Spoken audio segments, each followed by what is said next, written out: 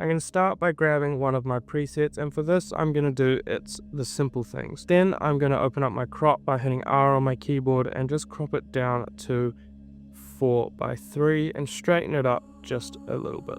Now the first thing I want to do is see if I can pull some more detail from the sky up here. So I'm going to come into my mask and create a sky mask, and then from here I'm just going to drop the exposure and then increase the dehaze and just see what's up there. And then from here I'm just going to bring the exposure back up a bit, the whites back up a bit, and then drop the highlights just a touch, and then introduce some blues into the temperature. Then I'm going to come to my color grading and just add a little bit more of those oranges into the midtones and just move that slightly towards the yellows. Add a little bit more into my highlights and move that towards the blues.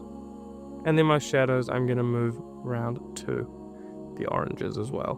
Perfect. From here I want to work on this reflection in the water. So what I'm going to do is create a new landscape mask. Then once I've made my mask, I'm just going to come in and decrease the highlights and the exposure just a touch, and then the whites can come down a little bit as well, and then introduce some warmth into that water and a little bit of purple, just a touch. Then I'm going to come into my colors. First I'm going to work on my greens, and for these I want them to be quite rich and saturated, so I'm just going to increase the saturation and the luminance a bit, and then move them more towards the aquas just a touch. Then for the yellows I'm just going to decrease the luminance of these and increase the saturation and move them ever so slightly towards the oranges. The oranges I'm just going to desaturate a little bit and then increase the luminance. Then I want to create a quick radial mask over this area in the foreground and just dehaze it a little bit to bring back some more of that detail. Then coming back into our colors, I just want to work on the blues in the sky here.